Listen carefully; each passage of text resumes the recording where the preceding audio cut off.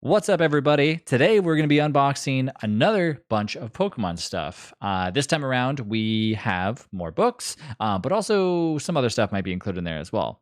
I did actually open up the box because I did know that it was going to be very hard to open up, and I was like, if I go to open this up on the video, it's just going to be very tough to do, and I did not want to rip through a box and tear into and tear into a book underneath. If you guys don't know, I stream every day on Twitch TV. My name is All Fun and Games.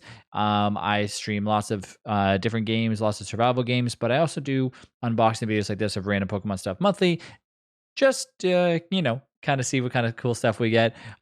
So it's kind of like a little bit different than unboxing and opening up Pokemon cards because the market is still flooded. It's kind of coming down a little bit. If you haven't been watching many Pokemon stuff or any unboxing videos, generally speaking, the prices of Pokemon cards have come down quite a bit as the market got flooded. That's generally what happens, right? The market gets crazy flooded, and the longer you wait, the longer the value sits there, and then eventually it kind of dips because everyone's saying, hey, look, this card, that card, this card, there's so many of these cards available now, we don't have to have the market prices be so high anymore. In order to sell, we have to lower our prices. I'm sure the prices will probably rebound a little bit, but as of right now, it looks like it's on a decline.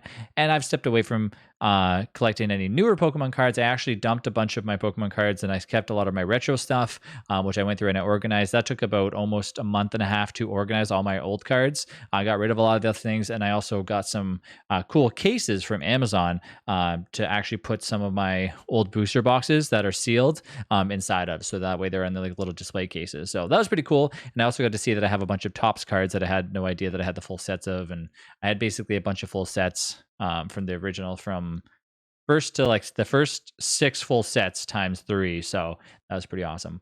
But let's get into this box and let's see what is inside. So this thing is very heavy, extremely heavy.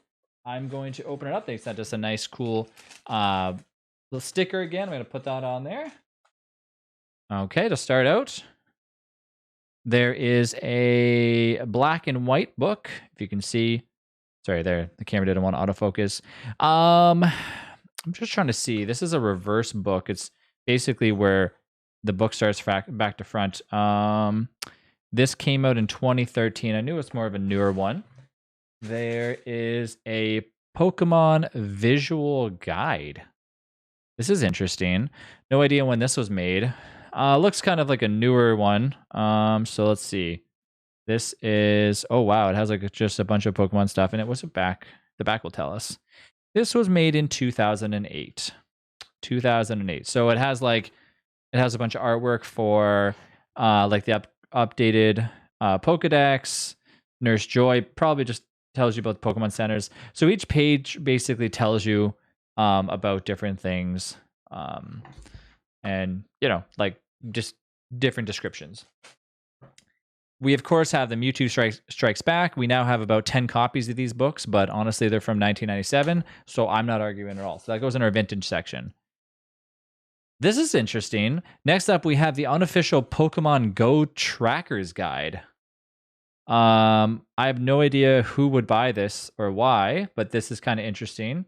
It was made in... I just have to go to the back of the book for this. Looks like it was probably made in like a few years ago. This, okay, 2016, okay? And it says, more people have downloaded Pokemon Go than Tinder. Now this is how you meet people. That's kind of funny. Basically what it does is it tells you, it's like little guides to say like, okay, where can you go to catch certain Pokemon and what Pokemon will be there. It tells you, for example, like there's a page I'm looking at. It says the Blue Lagoon, and nature baths in Iceland. Apparently going near a volcano is usually enough to catch fire type Pokemon. And so when you go there, you can actually find fire type Pokemon. That's really cool. That's actually pretty interesting if you think about it, that they've kind of associated different areas with different types of Pokemon. I didn't know that. I stopped playing Pokemon Go a long time ago. Diamond and Pearl. We actually don't have this book. Diamond and Pearl Adventure. This is obviously somewhat of an earlier. I do like the artwork on the manga here, but once again, most of these manga books are not really like super sought after because these are more. If you look at the art style, it's like how manga would be like now, right? It's not like how it was back in 1997 when they made it for like kids. I don't have a. These are also made by VizKids, so not that that's a bad thing, but it's generally not by Pokemon themselves. I don't think it's probably just like referenced by them. And there's no date on here, so I can't give you an actual date of when this book was from. 2010. Okay, so we're getting some cool stuff now. Well, I mean that stuff was cool, but this is interesting. Look at this. This is this was on one of the pictures that they showed me, so I knew this was coming. This is a official Pokemon Johto guide and Pokedex. So this is, of course, what you could imagine, a guide on how to play the games for Heart Gold and Soul Silver. This is pretty awesome. Maybe in like somewhat of rough condition. It's not like the best. However, I love Pokemon guides because when you can get these things, they're usually very hard to come by. 2010, so not that old. It's about 11 years old now. But regardless, it comes with guides are very, very, very awesome. I'm gonna put that in my personal collection. Next up, we have the official Pokemon Strategy Guide Volume 1 for Black and White. That's pretty cool too. So another, I think this does have a giant sticker in it. I'm not too sure which page it's on. I might be wrong, but I'm pretty sure it does. Yeah, it has a huge sticker, which is basically the map. Of course, this is from 2011. So goes in my official collector's guide. My collector's guide my guide for Pokemon Red. That thing, oh man, I don't even know how old that one is. Well, that's original, but that thing is beat up real bad. We have a Super Showdowns. This is by Scholastic. This is kind of just like a weird book. It is from 2013, but it's more like a flip book, so that's kind of interesting. There is a handbook to the Galar region. There's the Pokemon Sword and Shield. Well, 2020.